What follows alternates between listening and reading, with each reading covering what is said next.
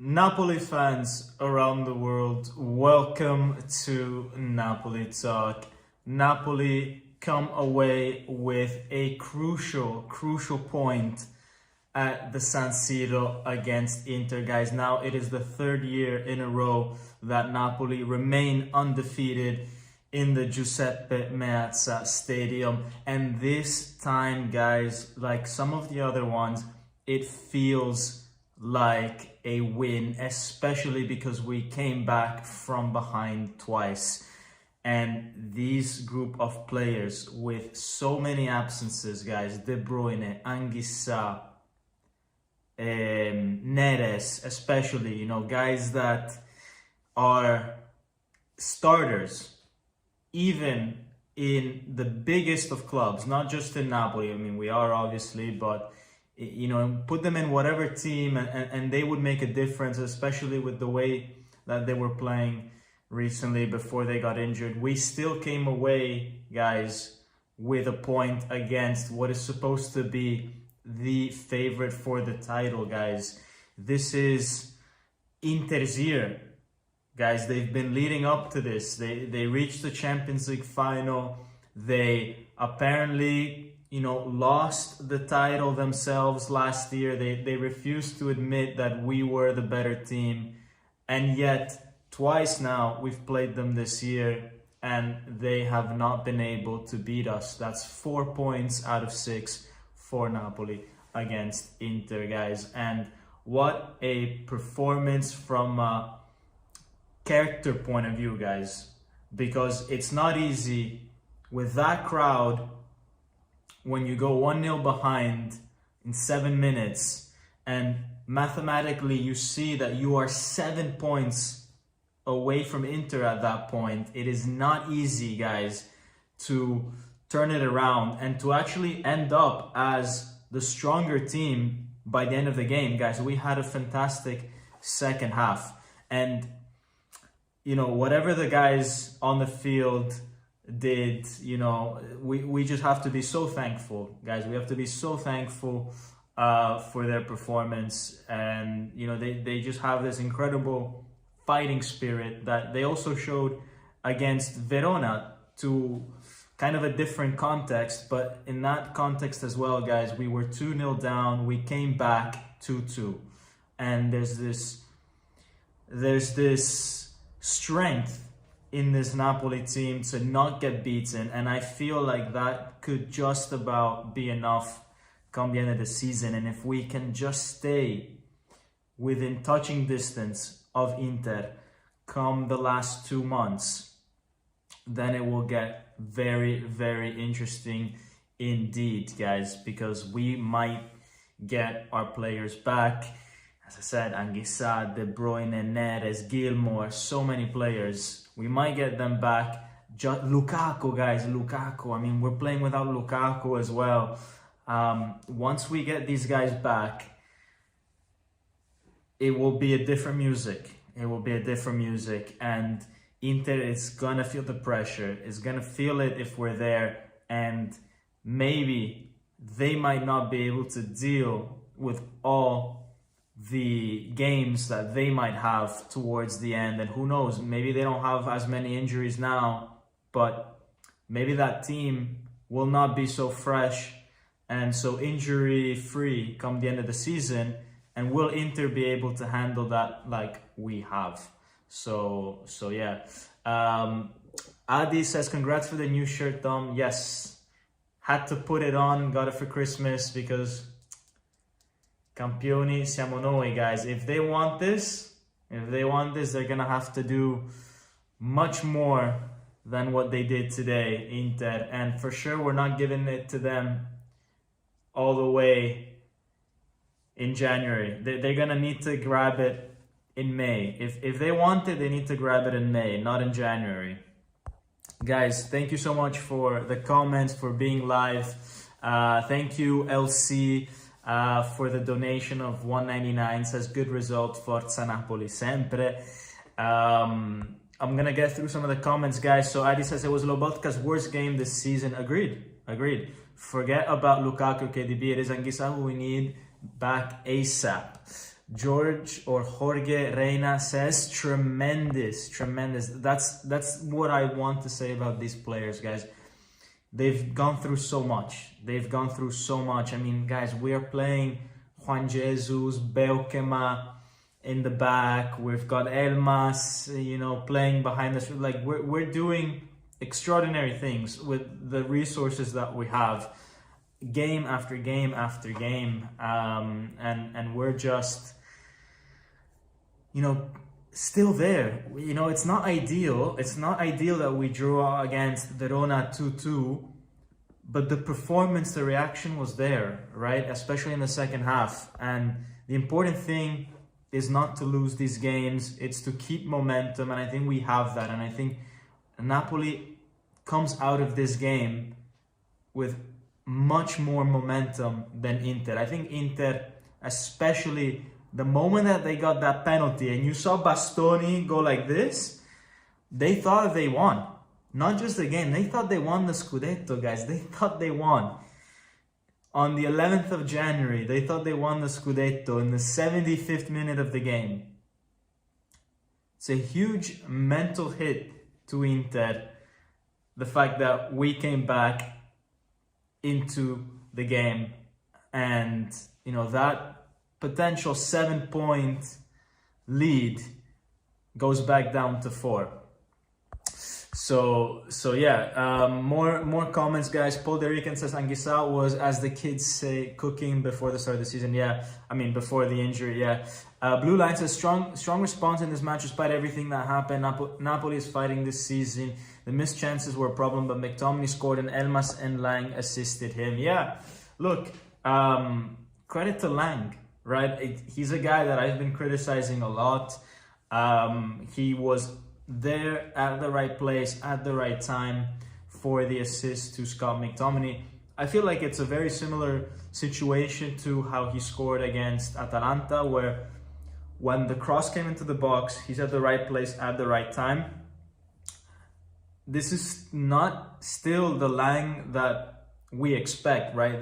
The Lang that we expect is not the guy that's picking up scraps from crosses. That's not why Napoli paid the money for Lang. We paid the money for Lang so that he can make some magic with the ball in his feet, to dribble past players, score goals from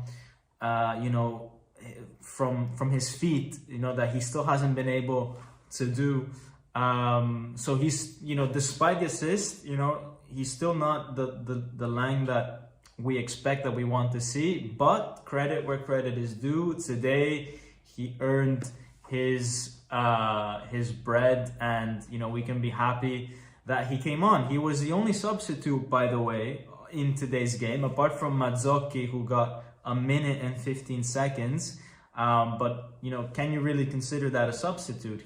Lang was the only substitute that Napoli really put in today, and that tells you everything you need to know about the level of difficulty that we are in. Guys, this is no joke. This is no joke, guys. We are in severe crisis in terms of injuries, in terms of resources, and yet we are still making sure that a team like Inter is struggling and unable to beat us, guys. Let me get some more comments, guys. By the way, I think my new computer should arrive tomorrow, which means that hopefully lives will be back the normal way, with screenshots and analysis and all that, hopefully. But you never know with these things, right? So maybe I jinxed it, right? But let's see what happens. Because you guys know the story of why I'm still having to do this on my phone nowadays. Jacksu says they are more consistent than us right now, which is worrying. I think, of course, no, they've got a full team apart from Dumfries. So of course Inter's going to be more consistent than us, but Inter are really struggling to win games against the top teams. That means that when they will face Milan, Roma, Juve, these statistically speaking, are games where they might drop points. And let me tell you guys, they have a lot of these games towards the end of the season. It's not going to be easy. It really isn't. And now, I think we're getting into a point of the Serie A where actually it's so unpredictable. Napoli dropped points against Verona, Milan dropped points against Fiorentina, and also against Genoa the other day. The small teams, literally the ones that are fighting at the bottom, the ones that I just mentioned, Verona, Genoa, Fiorentina, they are starting to get points from the top teams, from the likes of Napoli and Milan. Could they do the same against Inter? So there's no easy games anymore. We also lost points, against Udinese earlier, a few weeks ago, before the Super Cup, and it's not easy. Inter have Udinese next Saturday. Unfortunately, Zaniolo will not be playing in that game, and he's their best player. But as long as we are there within 1 to 6 points in where we are now, it's still very open, because it takes nothing to gain 2-3 points on someone in a weekend, and then you're right back within touching distance. Let me get to some more comments, guys. There's so many of you in the chat. I want to make sure I get all of you guys. Elsie says, I was hoping for a draw, great result. Inter's been playing so well the past few months, and they were playing well the first half, right? We did super well to keep it at 1-0 for as long as we did, guys. This is the whole thing about resilience and strength. It's about, okay, you're not going to be the best team every single time, and there's going to be moments when you play, especially away from home against big teams, that you are not going to be in control, that the other team's going to put so much pressure on you guys. Inter were putting so much pressure on us in that first half, and the idea there is to just keep it alive, just keep the game alive, hopefully with not conceding a goal. But if you concede a goal, make sure that it's only that one goal. And we did that quite well, because then when we did get the opportunity, we were clinical, we took our chance, we kept the game alive, and we're still in it in this Scudetto run, guys. I don't know if we will win it, but I know that we will make it tough for Inter. Laurentio is asking how long until Lukaku comes back. I think a week ago or a week and a half ago, they were still saying that he was 3 weeks away. This is a bit of a tricky situation with Lukaku. He came to Riyadh to the Super Cup. He was named on the bench. Talks of even getting some game time. He didn't get it. And then when we came back from Saudi, news came out that he will be 3 weeks still on the sidelines. So this is an injury that I think is one of those that is very easy to fall back into. So we need to be very careful with Lukaku. Even when he's back, it might not be that he's the Lukaku of before. This is the same thing that I said back in December when people were saying, well, what are we going to do when Lukaku and Højlund are both available? Let's first see how Lukaku comes back. Is he even gonna have, by the end of the season, enough match fitness to start a game? Because he might come back and only have 30 minutes in him for the rest of the season because of how serious of an injury he had. Let's not forget that he didn't do surgery, so he's not fully solved the root cause.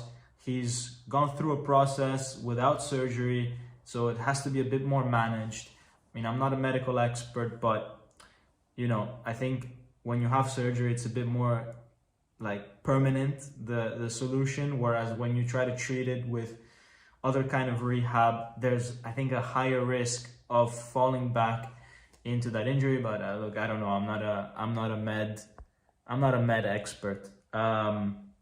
Frank Panico says, that was an awesome game, Napoli. Thank you for your effort and commitment. Yeah, I really enjoyed that game, guys. Really enjoyed it. Even though we didn't win, I was I had so much energy watching that game. I got so mad at Bastoni when he went like this. Inter hadn't even scored the penalty, man. Inter hadn't even scored, and that guy thought that it was all done and dusted already.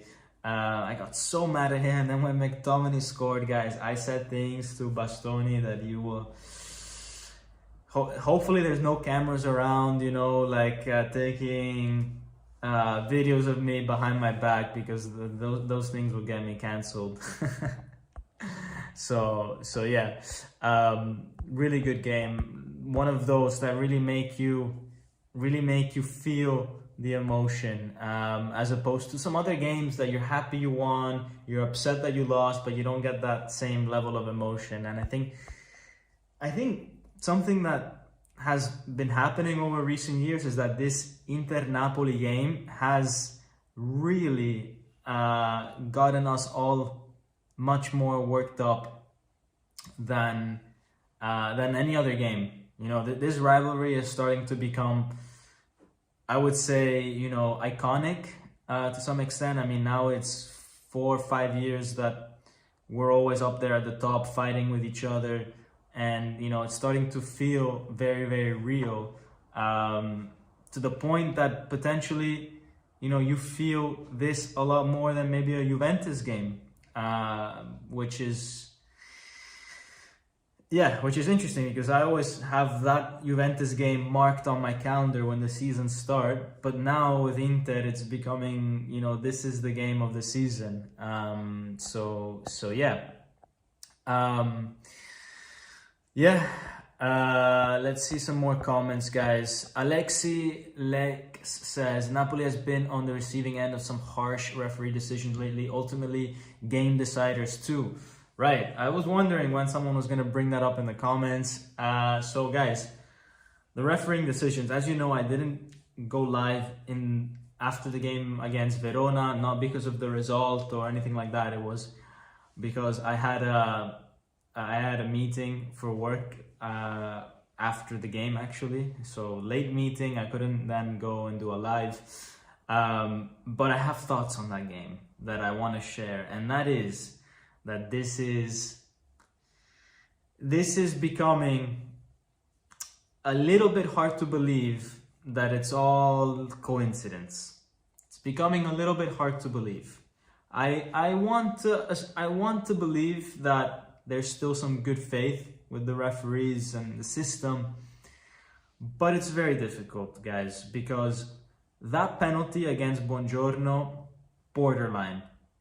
Probably even a foul against Buongiorno, if you think about it, you know, with the guy's elbow on Buongiorno's face.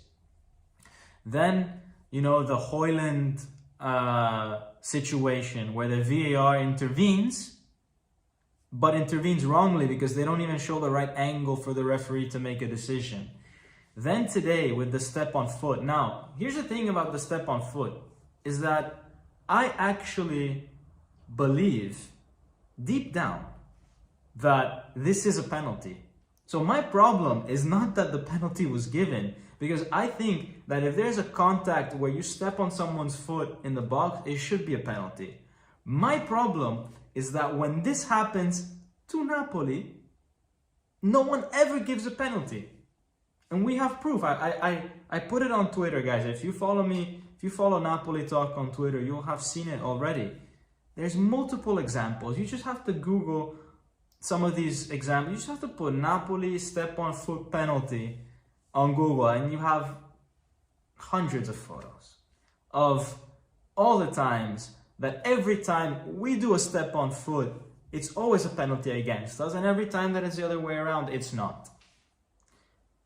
So why is that? Why is it that all these 50-50 decisions, all the times when it's a bit of a gray area, because step on foot is definitely a gray area because the referee has to judge the intensity and this and that and that. It's a bit like the handball. Every time there's these 50-50, it doesn't go our way. In my opinion, let's just make it black and white. If it's a step on foot, it's a penalty. Can't be, you know, more easy than that. But yeah, and you know, Anthony, you know, put a comment right now. Says scandal against Verona, fair against Inter today. I agree, it is a penalty against Inter. I mean, to Inter against us. I agree that it's a penalty. But I would love if for once we also get this. If for once we get a step on foot that goes our way, instead of, you know, it being, oh, well, it's just a step on foot, so it's not a penalty to Napoli. There's just no consistency in the Serie A. Absolutely none. And I can't remember the last time a refereeing decision went against Inter when it was 50-50. It seems like, you know, for Inter to receive a penalty against them, somebody has to break a leg on the field, or it has to be, you know, the most obvious thing, like the guy's playing basketball. But yeah, anyways, I don't want to speak too much about referees because, guys, the performance that the players put in today goes way beyond that. And I know that behind the scenes, De Laurentiis is going to do something about it. He's gonna have to speak to someone about it behind the scenes, and I'm glad that he's not bringing this up all over social media. I'm glad that Conte is not going to speak after this game, because the last thing we need is for public drama to happen. We don't want that. It always goes against us. We always get then categorized as those that cry about refereeing decisions. Let this be something that De Laurentiis and Manna handle behind the scenes. Schedule a meeting with the head of the Serie A and get the rules explained in black and white, and move on from there, right? This is how it needs to happen. Let's see, right?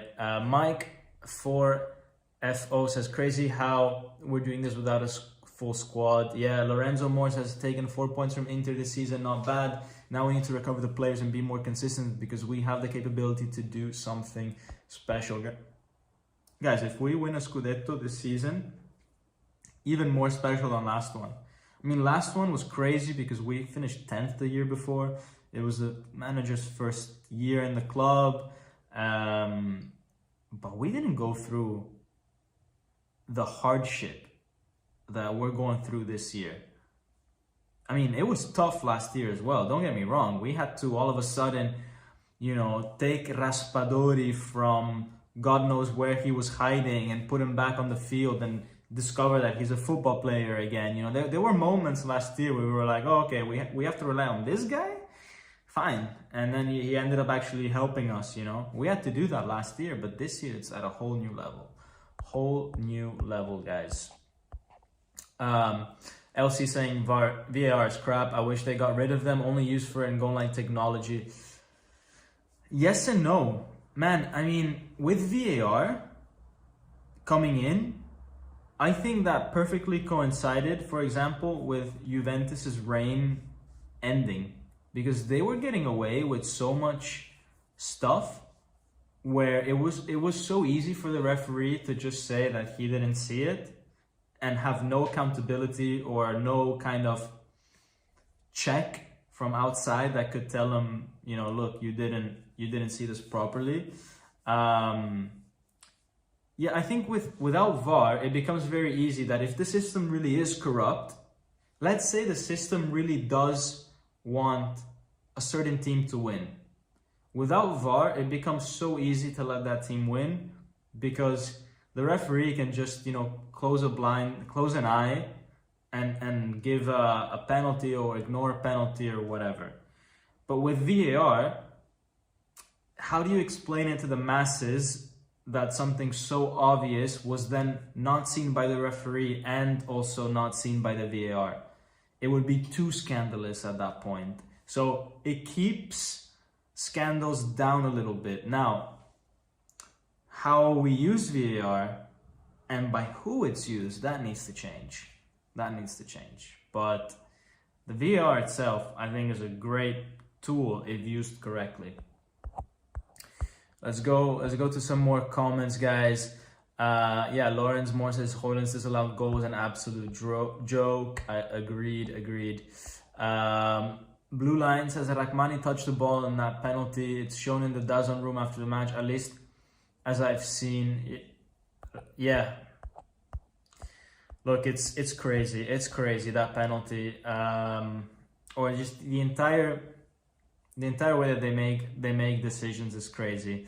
Napoli TV says, you know something, it's a miracle how close we are to first with our injuries. It really is. It really is. And being at only -4 and not -7 is such a big deal, says Napoli TV. And McFratema is back. Yeah, McFratema, as soon as he sees that Inter logo, he goes crazy. He goes ham, man. I mean, the guy loves to get a goal against Inter. It's incredible. Love to see it. This is what a big game player is. This is exactly the type of player that you want in your team, right? That when the game gets bigger and bigger and bigger, his performances get bigger and bigger and bigger. So yeah. Lawrence Moore says, I hate how referees never have the courage to overturn a VAR check. That is the biggest issue, right?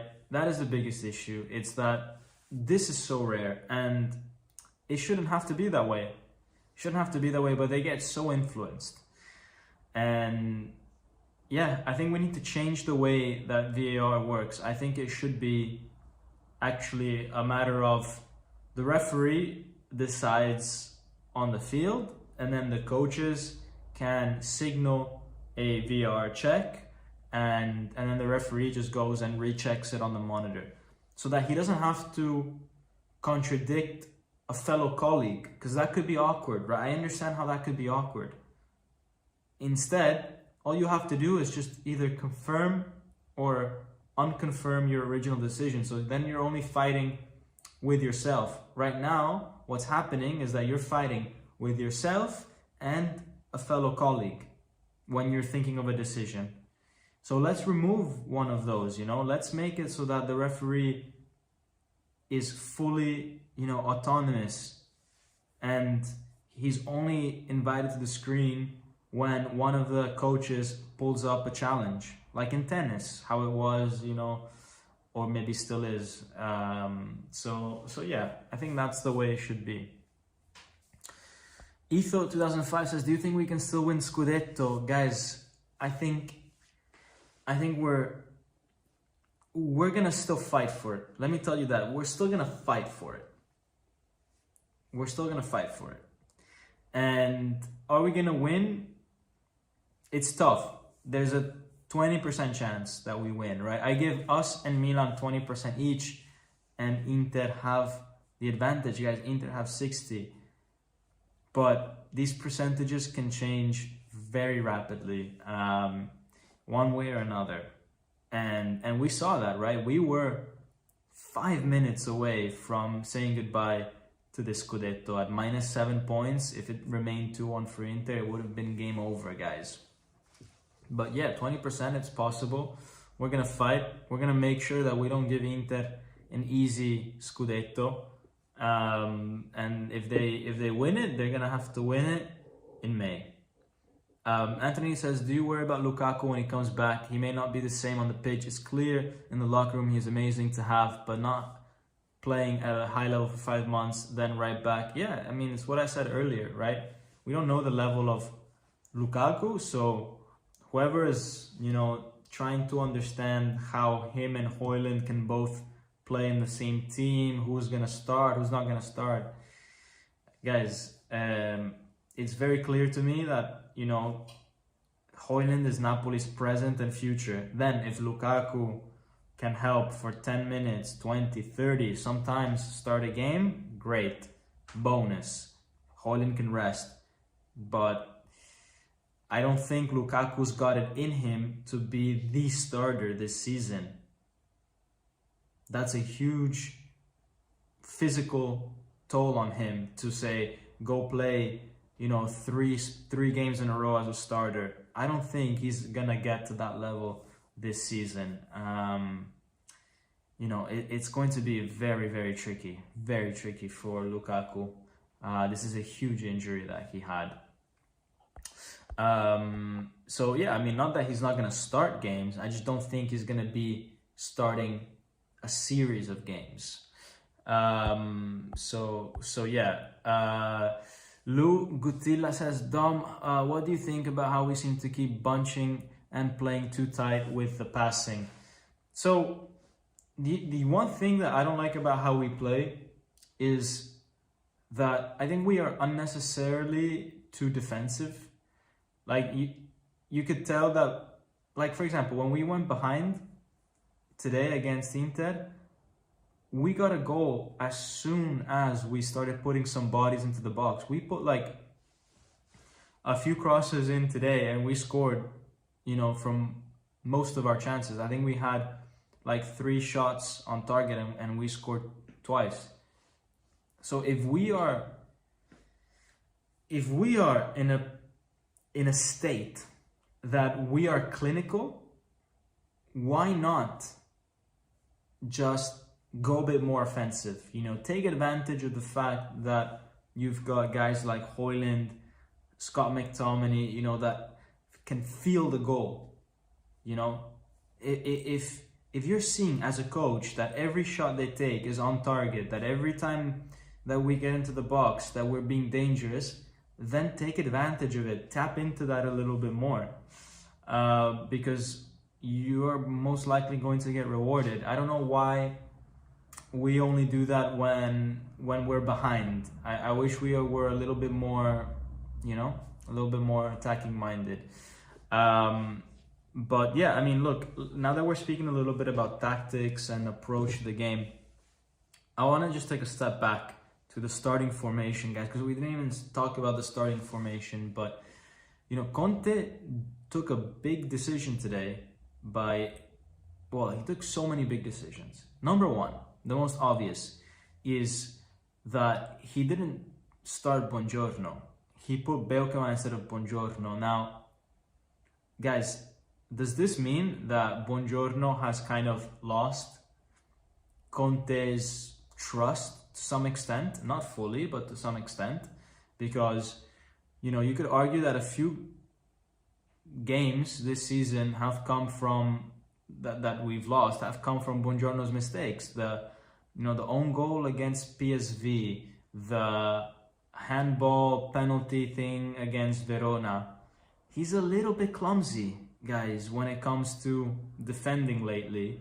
And yeah, because this is a big game. It's against Inter, right? You could rest Buongiorno in the next one.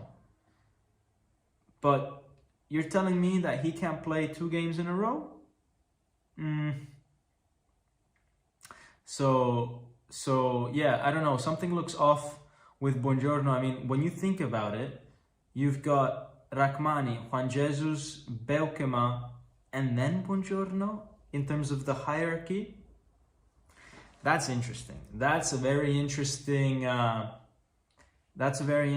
kind of development this season that we're seeing, or rather than development, underdevelopment. Is that a word? Underdevelopment, when you underperform? Yeah, I guess. And a lot of you guys in the comments are agreeing with that. Anthony saying, I think Buongiorno's playing hurt all year. Last year he was playing really well, potentially. But what is this injury? Because he got surgery during preseason, so he should have been, fully recovered. He took all the time in the world. He basically took like a month or 2 off. If he needed an extra month, Napoli would have given him an extra month. I mean, this is what we're doing with De Bruyne, with Lukaku, with Gilmour, with whoever. Like, man, if you want more time to rest, we are the perfect club, man. You rest all the time in the world. We give everybody sick leave, man. Like, we are the club with the highest, with the best work-life balance, with the best company benefits. I mean, everybody, can spend time on the couch. So why Buongiorno injured, then why is he on the team sheet, right? Because in theory, from a numerical point of view, we have Belkema, we have Marianucci, we have Juan Jesus, we have Rachmani, so it should be fine, no? From a defensive point of view.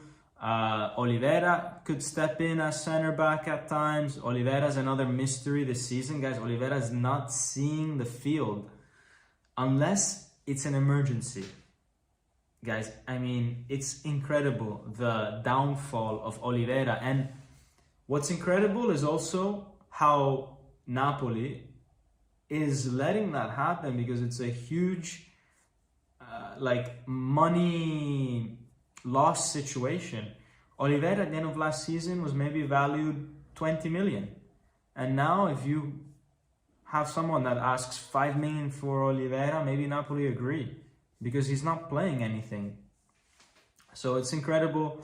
But in theory, you know, even he can play center back. Even Di Lorenzo can play center back. So from a defensive point of view, we're set. So there's no reason for Buongiorno to be in squad list if he's not fully fit. So yeah, so that's a strange one with Buongiorno. So that was a first decision that needed to be done. The second one was interesting how Conte even put Belkema. So Conte could have easily started the game with Di Lorenzo, Rachmani and Juan Jesus at center back, Politano and Spinazzola as wing back, McTominay and Lobotka in the middle, and then Rasmus Højlund, Elmas, and then instead of Politano in that space, because Politano's playing as wing back, they could have put Noah Lang directly, right? Or they even could have, who knows, put Vergara or whatever, right? Instead, Conte decided that it was better to put Politano behind Højlund, and we know that that's not his best position, to put Di Lorenzo as a wing back, and we know that that's not his best position. He's been playing a lot more solid as a right center back, and instead put Belkema as right center back. So basically he put Di Lorenzo and Politano not in their ideal position. All this because he didn't trust enough guys like Noah Lang to start. That is also a huge discussion point. It's Noah Lang did not convince Conte enough to get a game, even though Neres was injured. Then fate and destiny would have it that he became decisive in the second half, and that we got the 2-2 because of Noah Lang's assist. Fine. But as I said, this was an assist because he was at the right place at the right time. This is something that he has, and it's good, and he's been doing that really well. But it's not an assist because we saw a moment of magic from his dribbling, which is why we bought him, you know. This is the kind of thing that Conte wants to see from players that play behind the striker. He wants a David Neres type of player. But it seems like, you know, he's not convinced Conte enough, which forced Conte to shift Politano up, to then shift Di Lorenzo up, and then bring Belkema into the team. So he took a huge risk with that because Belkema hadn't been playing for more than a month. And it was, I think, evident in the first 10 minutes. And Inter took advantage with that goal from Di Marco. So super risky from Conte, guys. But this tells us a lot in terms of the mercato, you know, because I think it's unlikely that we're going to sell Lang. But who knows if the player might push for that. As someone said earlier, who is it? Someone said that it's the World Cup year. Sorry, I lost the comment. But someone said it's the World Cup year. And, you know, players, they want to be in the limelight. They want to make sure that they're playing. And a guy like Noah Lang risks losing out on the national team. So he might be knocking on Napoli's door by the end of the transfer window saying, look, if you're not going to play me, I want to get out of here. And I don't think Napoli would be that opposed to it if they feel like they have a better option in mind somewhere. So yeah. Alzurino says, how do you see Belkema overall? I think he's decent, but he is slacking sometimes, like unnecessary faults. I like Belkema in general. I do think that he's the type of player that I think needs a bit of consistency. Like if he can get consistently into the starting 11, I think his level keeps going up and up and up. But when he feels like his position is a bit threatened, like he's not, playing super often, he's coming on as a substitute, all that kind of stuff. When it's like that, I feel like he can play a little bit nervous. Not that he's bad, but that he just a little bit nervous, in my opinion. So yeah, that's what I think of Belkema. But look, I think at this moment in time, the best two that we have somehow is Rachmani and Juan Jesus. I mean, if I see those guys as on the team, then I'm feeling comfortable. Then between Belkema and Buongiorno, it's 50-50, right? Buongiorno is a little bit clumsy, Belkema is a little bit nervous. So yeah, I mean, which one would you rather have, the clumsy guy or the nervous guy? Difficult, right? Difficult to say. But neither are bad. They just need to get past this mental obstacle that they have. But as football players, they're not bad. So yeah. Let's see any more comments. We should bring Billing back, says Anthony Navarro. And yeah, he's Danish, as RTU says, that he knows Holland. Look, I would love to have Billing back because I don't know how long it's going to take for Anguissa, for Gilmore, for De Bruyne. And so, let's put a guy in that knows the environment, that loved to be here, that left us with good memories. He was decisive last year. Let's put him back. He was decent. It's exactly what you're gonna get. It's gonna be on loan again. It's gonna be exactly the type of thing that Napoli needs to do now. These kind of loan deals, but making sure that they hit the nail on the head. And I think he was one of those players that did really well last year in the few chances that he had. Conte said last time he spoke about January transfer window in terms of hoping not to mess up, that they sold Kvara. Did he really like Kvara that much? Would not say so from his behavior. I think that Conte uses Kvara as a little bit of a scapegoat in that sense. I agree with Marie 17B that it makes Conte's achievement look even grander, the fact that Kvara left. And if he speaks about the fact that he lost Kvara, it makes people realize, wow, he did it without Kvara. But I think that deep down he was kind of struggling to get the best out of Kvara. I don't think Kvara played his best football at all under Conte. He was putting too much defensive duty on Kvara.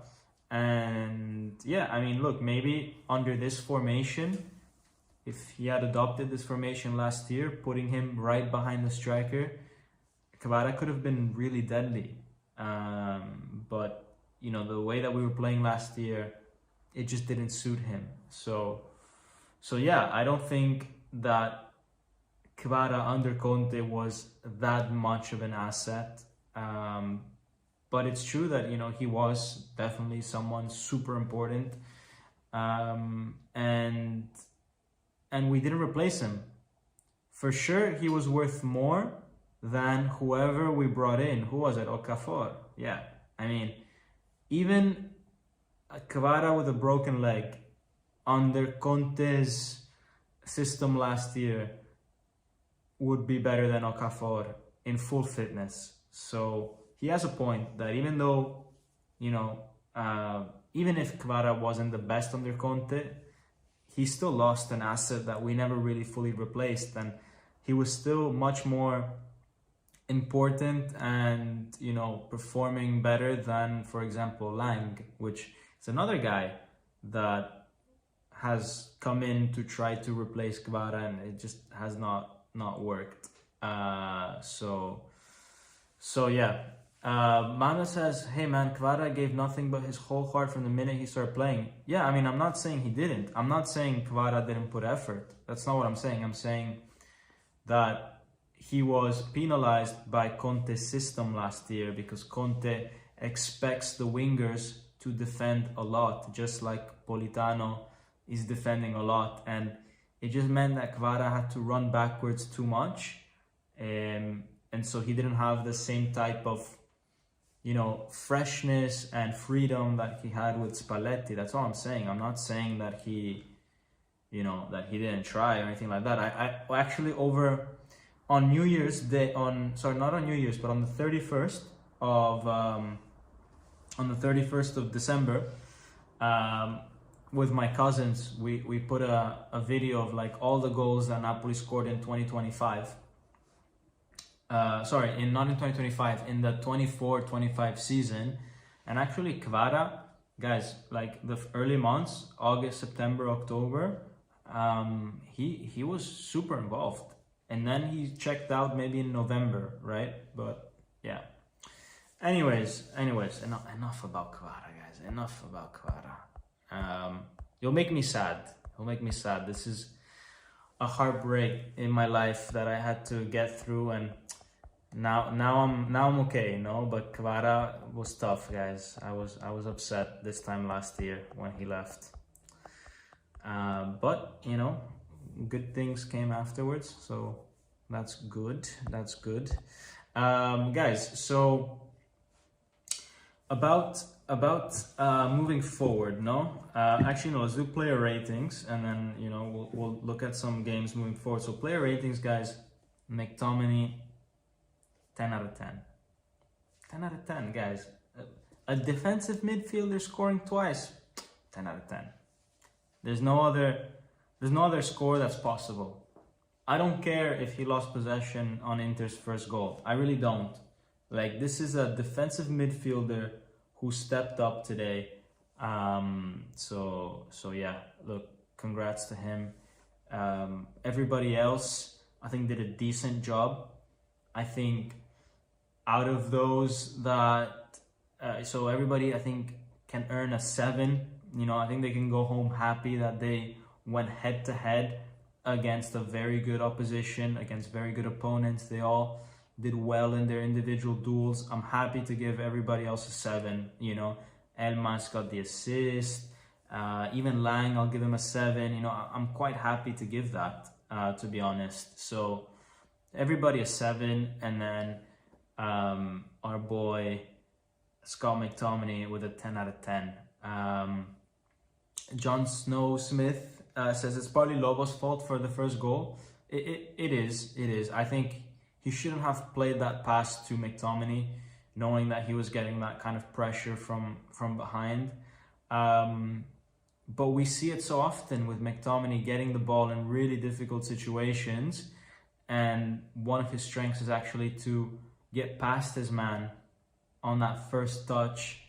You know, a side control, and he's through, or, you know, he makes it seem like he's just about to lose the ball, and then with his long legs, you know, he just grabs it last moment and switches direction. And this is what sometimes enables Napoli to break through, because you get past a man, now all of a sudden you're in a numerical advantage. So it is a bad pass from Lobo, but I wonder to what extent it's not something that they kind of plan or prepare, you know, to give McTominay these borderline things that bring pressure onto him, but because it's one of his strengths to get out of pressure, it actually turns into a positive for us. So yeah. Blue Line says, what do you think if Insigne comes back? No. Plus, isn't he at Lazio or going to Lazio? So yeah. No, Insigne, no way, no way, no way, no way. That door is fully closed, and we need to move on. I don't think that he's what we need right now, and he's probably as match fit as Lukaku at the moment. Probably, you know, the guy hasn't played as well in 5 months. So yeah, no way. So that's player ratings, guys. I just want to kind of close the last two segments. One with Stellini's press conference, because Conte doesn't want to speak to the media after getting sent off. Probably the right thing to do there.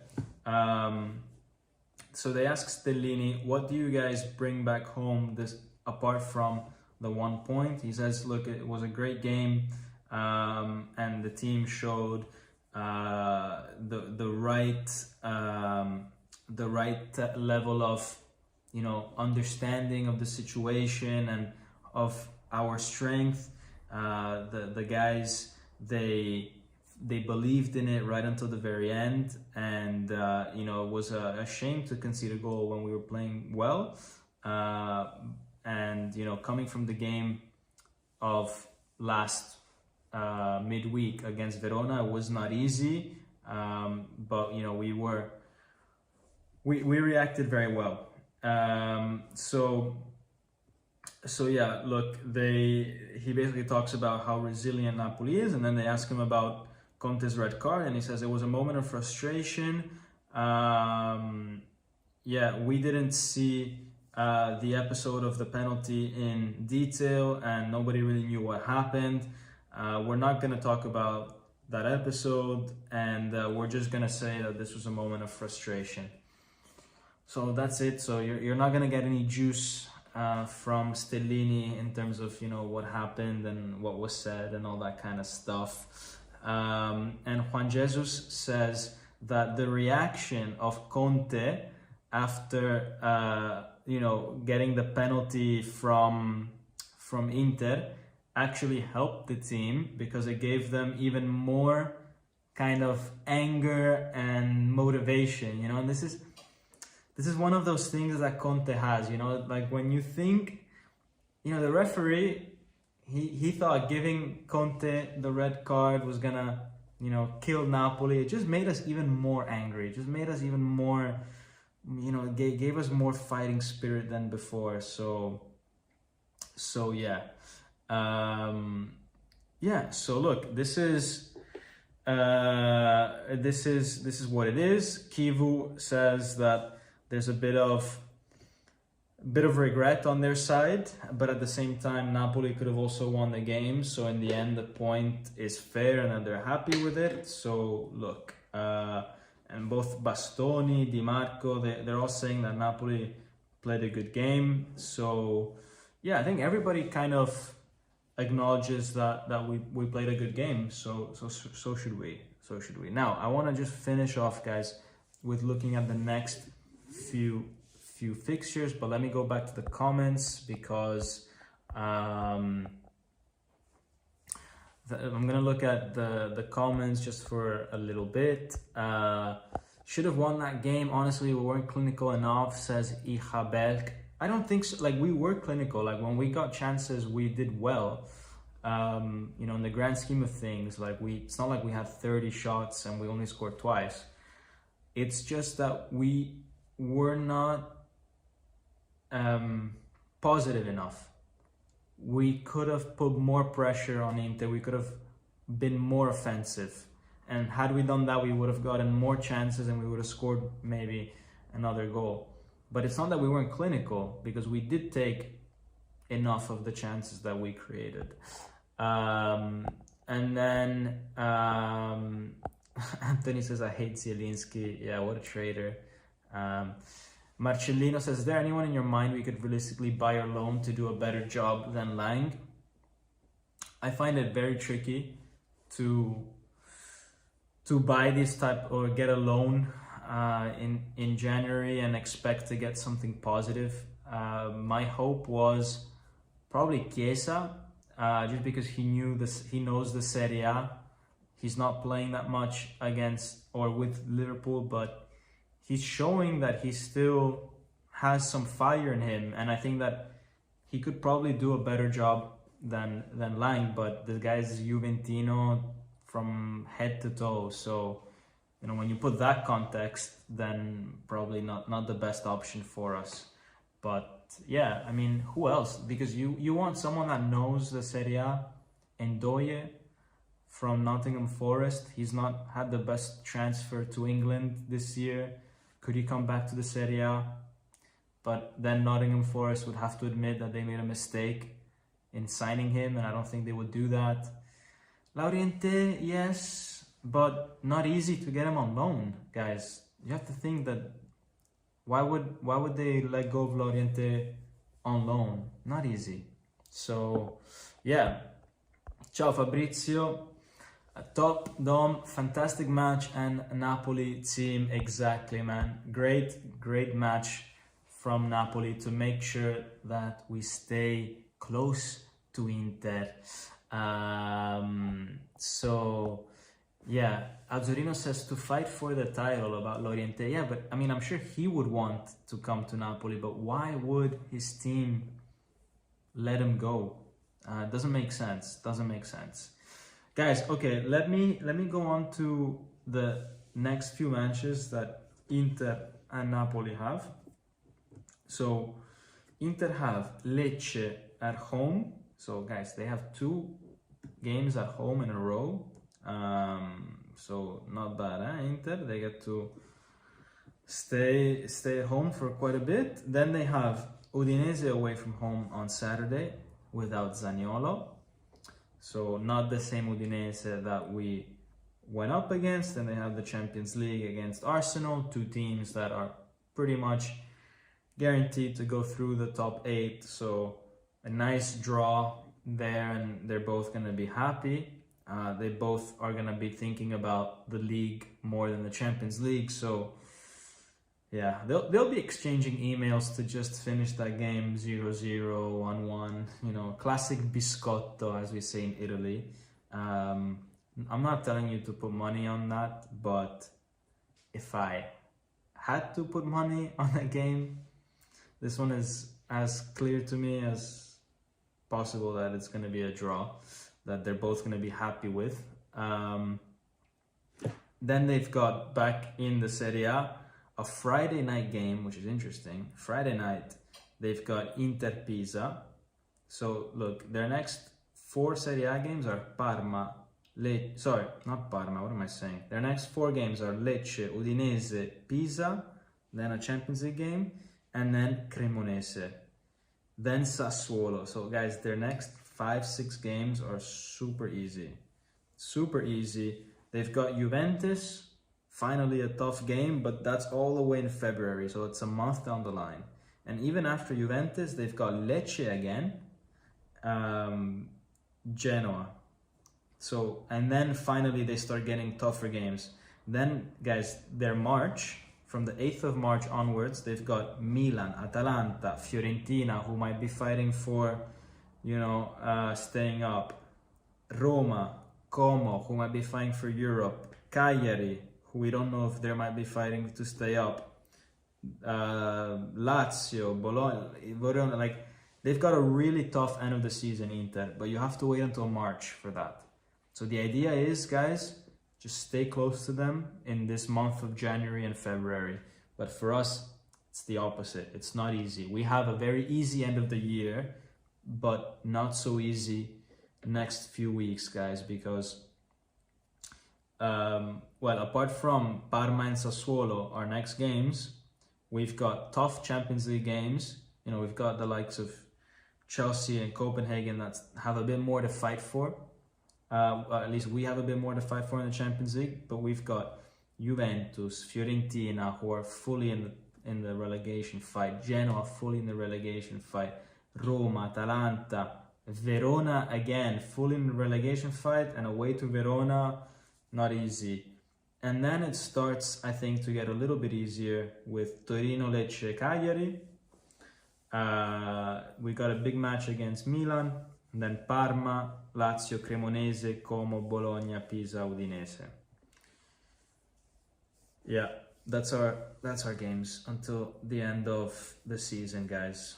But yeah, as I said, as I said earlier, we can drop points anywhere, so can Inter. So let's just take it game by game. But I thought it would be cool to just do like a quick rundown for you guys. Right, guys. As Frank Panico says, Dom, we need to keep winning and worry about ourselves. Exactly, guys. I get nervous when we play teams fighting relegation, says SSG Judog. Yes, we need to do better against these smaller teams. We need to do better because it's been tough. Even the ones that we've won, like Lecce away and all that, it's been very difficult. Pisa at home. Guys, Pisa, we struggled so much against them. We only won 3-2. We need to do better. But let's take a game after game. Let's get 6 points in the next 2 games so that it makes this one here worth it. And then we start, when you zoom out, we can see that we have 7 out of 9 points, which looks better than 1 out of 3. So guys, that's it from me. We've been live now for an hour. Thank you for all 60 of you that are live at this moment in time. Smash that like button, subscribe if you haven't. Tell your mom, brother, dog about Napoli talk and get them to like the video and subscribe as well. And hopefully, guys, I'll have my new laptop soon, so I can, do a bit more interesting videos with some nice screenshots for you guys in the future. With that, guys, see you, and as always, Forza Napoli sempre. Ciao.